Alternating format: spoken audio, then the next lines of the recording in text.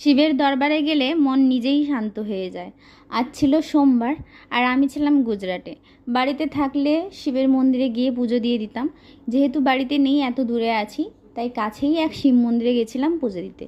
মন্দিরে গিয়েই দেখি পরিবেশটা একদম সুন্দর ও শান্ত। যেতে যেতে অনেকটা দেরিই হয়ে গেছিলো, মানে দুপুর 11টা মতো বেজে গেছিলো। তাই মন্দিরে বেশি লোকজন তো ছিলই না। এখানে শুধু ভগবান শিবের মন্দির ছিল না, এখানে শ্রীকৃষ্ণ, গণেশ, আরও অনেকজন ঠাকুরের মন্দিরও ছিল। আমরা প্রত্যেকটা শিব মন্দিরের সামনে নন্দী মহারাজকে তো দেখেছি, কিন্তু এখানে প্রত্যেকটা শিব মন্দিরের সামনে নন্দী মহারাজ আর ভগবান বিষ্ণুর অবতার কচ্ছপকেও দেখি। এটা কিন্তু প্রত্যেকটা শিব মন্দিরের সামনেই আছে।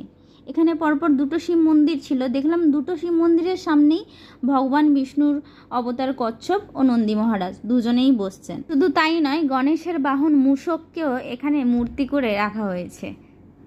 মন্দিরে যাওয়ার সময় তো ভীষণভাবে গরম লেগেছিল, তাই যাওয়ার সময় ভাবছিলাম যে বাড়ি চলে যাব, ভালো লাগছে না, ভীষণ গরম লাগছে। কিন্তু মন্দিরে আসার পর না ভীষণই ভালো লাগলো, তাই আরও কিছুক্ষণ বসে তারপর চলে এলাম।